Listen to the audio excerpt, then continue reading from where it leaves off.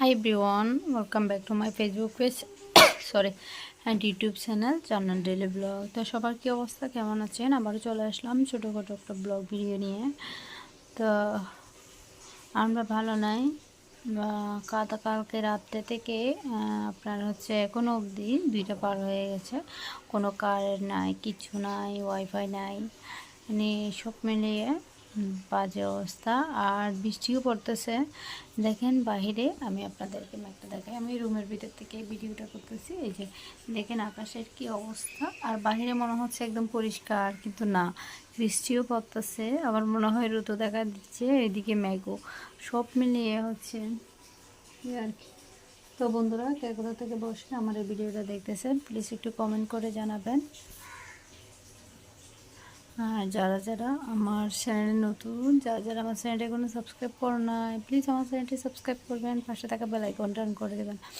এতে করে যখন আমি ভিডিও ছাড়বো সাথে সাথে আপনাদের কাছে নোটিফিকেশান চলে যাবে। আর যারা যারা আমার চ্যানেলটি সাবস্ক্রাইব করছেন তাদেরকে অসংখ্য ধন্যবাদ। আর যারা যারা আমার ফেসবুক পেজে এখনও একটা লাইক একটা ফলো দেন নাই, প্লিজ গিয়ে একটু খুশ করে হচ্ছে লাইক ফলো দেবেন।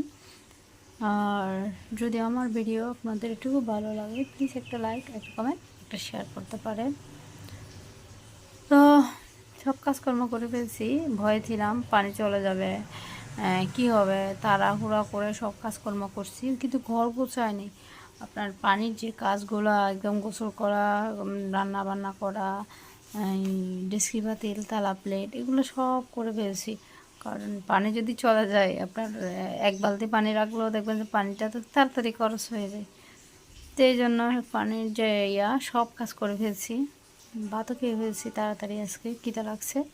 আমি সকাল থেকে কোনো নাস্তা করি নাই, কাজকর্ম করে গোসল টোসল করে একদম হচ্ছে ভাত খেয়ে বসলাম, ভাবলাম আপনাদের সাথে একটা কিছু শেয়ার করি। তো এই হলো অবস্থা, দেখেন আবার এখন রোদ দেখা যাচ্ছে,